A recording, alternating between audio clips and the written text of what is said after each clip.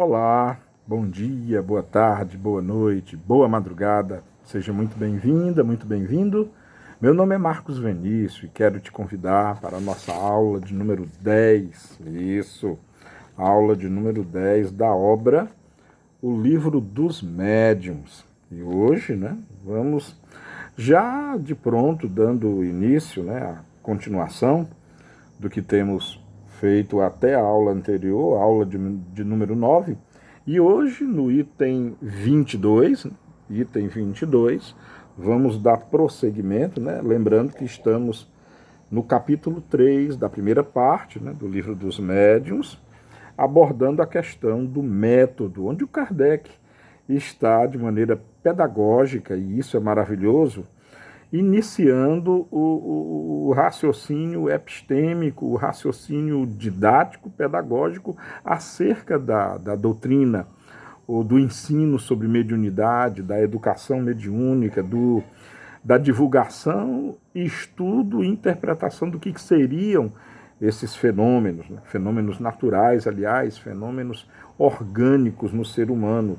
E na questão do método, lembrando lá das primeiras aulas, onde Kardec está nos presenteando com essa abordagem, repetindo, pedagógica, acerca da visão que muitas pessoas fazem acerca do fenômeno mediúnico. Bom, então no item 22, dando continuidade, repetindo o capítulo 3 da primeira parte, Livro dos Médiuns. No item 22, Kardec escreve o seguinte, lembrando que ele está abordando a questão dos materialistas. Ao lado dos materialistas propriamente ditos, há uma terceira classe de incrédulos, se bem que espiritualistas, pelo menos de nome, não são tão menos refratários quanto eles. São os incrédulos de má vontade. Estes ficariam tristes em crer, porque isso perturbaria sua quietude nos prazeres materiais. Temem ver a condenação de sua ambição, de seu egoísmo, das vaidades humanas de que fazem suas delícias. Fecham os olhos para não ver e tapam os ouvidos para não ouvir. Não se pode senão lamentá-los. Bom, quanto a essa classe, realmente são aqueles e aquelas que já estão presas do seu próprio modo de vida, já estão presas dos seus costumes, da vida que levam, pautados unicamente na matéria, pautados unicamente no prazer, na diversão, naquilo que o dinheiro pode comprar. O mundo, na verdade, para eles é o mundo material. Eu acho que não tem palavra que defina com maior precisão isso, é a matéria. Já estão presos suficiente à matéria ao ponto de só quererem considerar essa dimensão, a dimensão material. Eles até entendem e desconfiam e às vezes até sabem que existe o mundo espiritual, eles sabem que existem a outra realidade, mas isso, como Kardec nos lembrou, os assusta. Isso os envergonha em função do modo de vida que estão levando. Então eles simplesmente não querem acreditar, não querem. E aí realmente não adianta perder tempo com eles, não adianta porque é uma questão de opção, não é nem de convicção, é opção. Eles até acham, muitos até entendem que existe o mundo espiritual, só que com isso traz consequências, e eles não querem essas consequências. O que querem é se esbaldar no materialismo mesmo. Infelizmente, no mundo está crescendo muito espíritos assim. É o consumista, é o consumista assim, compulsivo, é aquele e aquela que só se alegra com a matéria, não vê nos atributos espirituais nada mais. Bom, no item 23, continuando, Kardec nos lembra aqui de uma quarta classe. Se não vejamos, não falaremos senão para lembrar de uma quarta categoria, olha aqui, quarta categoria, que chamaremos a dos incrédulos interessados ou incrédulos interessados ou de má fé, Estes sabem muito bem o que pensar sobre o Espiritismo, mas ostensivamente o condenam por motivos de interesse pessoal. Nada há a dizer, como nada há a fazer com eles. Se o materialista puro se engana, tem ao menos para desculpá-lo a boa-fé e pode-se conduzi-lo provando seu erro. Naqueles há uma determinação contra a qual todos os argumentos se chocam. O tempo se encarregará de abrir-lhes os olhos e mostrar-lhes, talvez, às suas próprias custas, onde estavam seus verdadeiros interesses.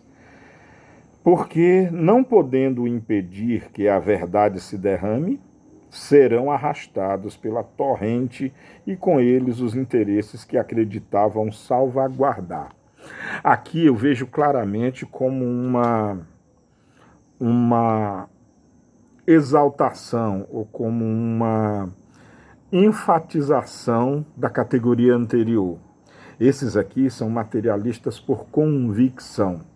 Não é bem só uma questão de escolha, não. É porque eles acreditam mesmo nisso, que só existe a matéria. E eles realmente sentem-se bem assim, sentem-se bem e não admitem qualquer outro tipo de explicação. Kardec deixou bem claro aqui, Kardec deixa bem claro que qualquer explicação que se tenha ou que se tente submetê-los, eles vão rechaçar com uma contra-explicação, com um outro argumento. Eles são como uma concha impenetrável. E aí, como Kardec nos lembra, é deixar o tempo passar.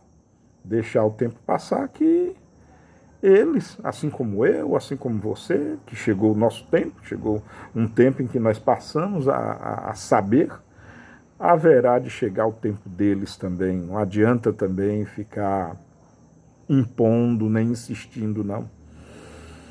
Eu lembro de Frei Beto, né? É muito recorrente. De vez em quando eu comento isso. Quando Frei Beto dizia que é anticristão, abre aspas, né? Palavras do Frei Beto. É anticristão tentar ensinar cristianismo para quem não o quer, para quem não o deseja, fecha aspas.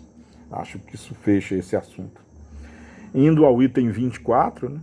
No item 24, Kardec aborda o seguinte: além dessas diversas categorias de opositores, há uma infinidade de nuances, entre as que se pode contar os incrédulos por pusilanimidade. A coragem lhes virá quando virem os outros que se queimam, né? Pusilanimidade. Pusilânime é aquele, é o frouxo, é o preguiçoso, é o apático, é o que não quer agir, é o que simplesmente não quer, ou acha que não tem energia para desbravar, é o acomodado mesmo. Bom, os incrédulos por escrúpulos religiosos, né? Outra categoria aqui, os incrédulos por escrúpulos religiosos. Um estudo esclarecido lhes ensinará que o Espiritismo se apoia sobre as bases fundamentais da religião e respeita todas as crenças, que um dos seus efeitos é dar sentimento religioso aos que não os têm e fortalecê-los naqueles que estão vacilantes. Depois vêm os incrédulos por orgulho, por espírito de contradição, por negligência, por leviandade, etc, etc, etc. Interessante o que Kardec chama de os incrédulos por escrúpulos religiosos, né? Muitos dos nossos irmãos que acreditam na vida após a morte, mas não acreditam na conversação com os espíritos e não acreditam, sobretudo, na reencarnação. Nossos irmãos católicos são assim, que acreditam que há vida após a morte, só que acreditam que depois da morte eles vão para o purgatório, ou vão para o inferno, ou vão para o céu, e não há comunicação entre eles, e não há reencarnação. E os nossos irmãos evangélicos, né, que acreditam que após a morte o espírito realmente dormita, ele realmente, literalmente morre, e fica à espera de Jesus, que um dia irá ressuscitá-lo para haver o devido julgamento. Claro que aí são crenças, né? A religiosidade que vem da teologia, o espiritismo embasa isso. O espiritismo ele tem um aspecto teológico. Não vamos esquecer que uma das bases do espiritismo, um dos princípios fundamentais do espiritismo, aliás, o primeiro deles é Deus, a existência de Deus, né? Que é a inteligência suprema e causa primeira de todas as coisas. Está lá na questão número 1 de O Livro dos Espíritos. Então, sim, o Espiritismo ele tem uma base teológica, ele tem por Deus a base de tudo. Aliás, Deus é a fonte de tudo. Deus foi quem criou espíritos, Deus criou e cria, Deus é quem instituiu a lei da reencarnação. Na verdade, Deus é a origem de todas as coisas, né? Portanto, é a base de todo o conhecimento espírita que embasa toda a religião. Talvez o enfoque religioso do espiritismo, com certeza, é um tanto quanto diferente das outras religiões, tanto é que eu prefiro falar nesse enfoque teológico, de que realmente o espiritismo é patente, respeitando, como Kardec lembra aqui, todas as outras crenças. Isso é muito importante. Então, o espiritismo não desfaz nenhuma crença. Ele apenas mostra que Jesus é a inteligência suprema. É a causa primeira de todas as coisas.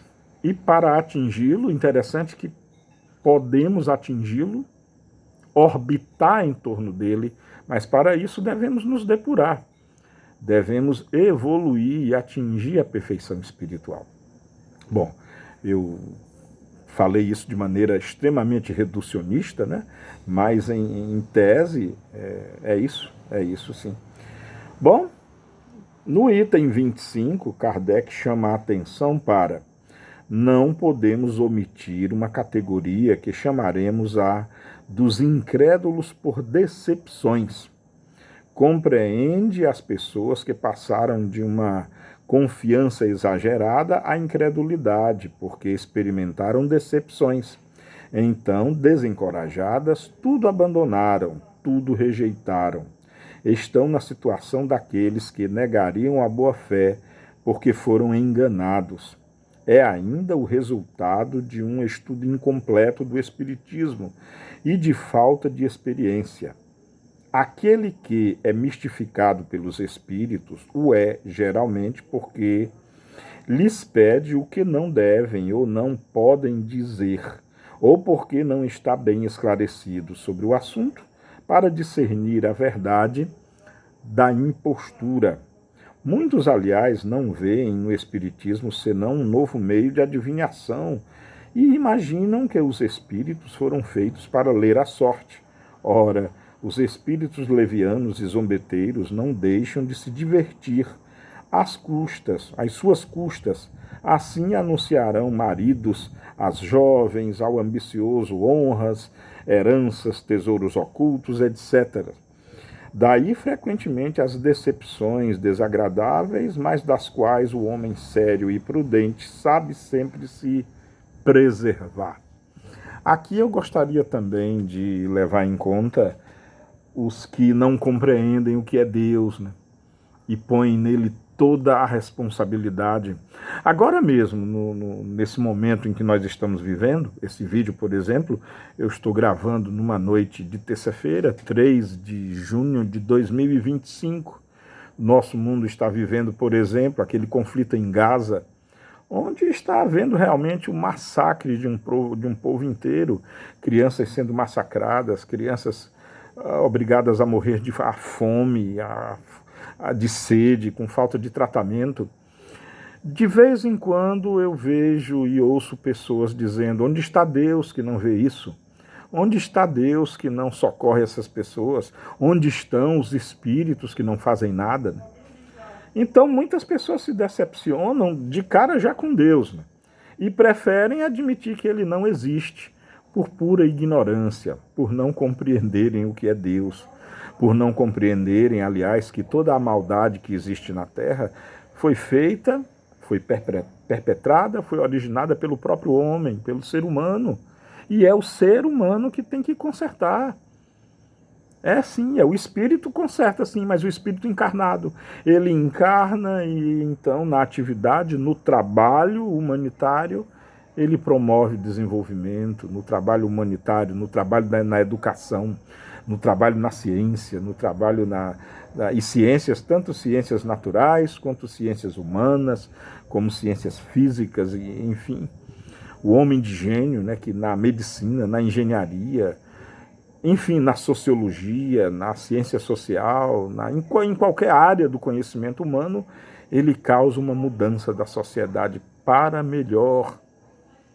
Então Deus age sim, mas através da providência divina e através do próximo. Está em nossas mãos essa ajuda, não podemos culpar a Deus não. Mas muitos irmãos nossos, em face do terror, porque realmente é um terror que está acontecendo, sentem-se, claro, compelidos por indignação, por muita tristeza, por uma melancolia, por uma depressão até, ou por uma sensação de impotência, e aí querem culpar a Deus e aos espíritos.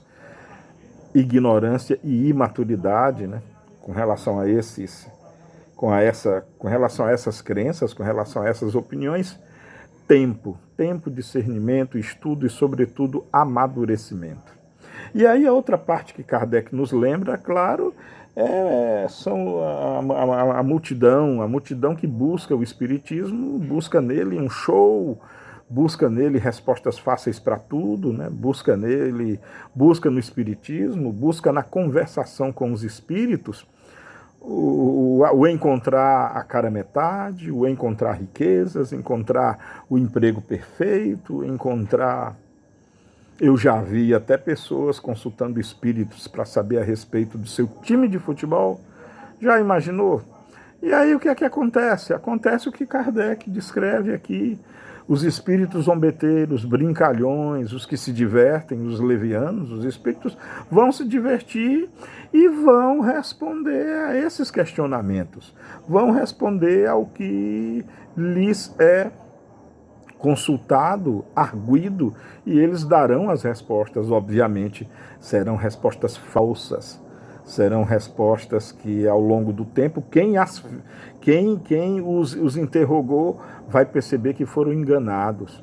Mas é a doutrina espírita culpada? Claro que não. É a leviandade, é o custo do show que eles procuraram e não o estudo sério. Aí é onde está a verdadeira causa, né, dessa decepção. Bom, e aí no item 26, Kardec descreve o seguinte: uma classe muito numerosa, a mais numerosa mesmo de todas, mas que não pode ser alinhada entre os opositores, é a dos incertos.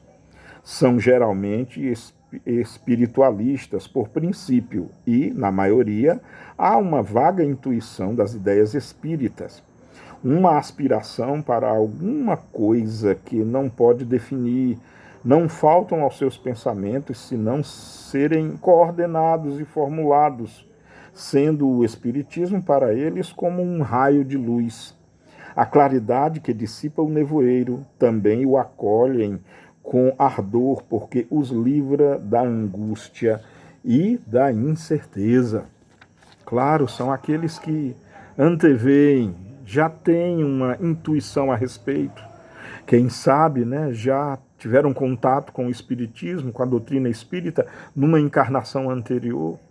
E aí voltam com esse germe, voltam com essa intuição latente. Eles só precisam de estudo, precisam de um lugar que os acolha, um lugar sério, que os mostre aquilo que Kardec está nos ensinando com muita seriedade e com muita responsabilidade. Para terminarmos a nossa aula de hoje, vamos ao item 27, vamos encerrar com o item 27. Se daí lançarmos o olhar sobre as diversas categorias de crentes, encontraremos primeiro os espíritas sem o saberem. É, propriamente falando, uma variedade ou uma nuance da classe precedente. Sem jamais terem ouvido falar da doutrina espírita, têm o sentimento inato dos grandes princípios que dela decorrem, e esse sentimento se reflete em certas passagens de seus escritos e de seus discursos, a tal ponto que, em os ouvindo, crer-se-ia serem completamente iniciados. Disso se encontram numerosos exemplos nos escritores sacros e profanos, nos poetas, nos oradores, nos moralistas, nos filósofos antigos e modernos.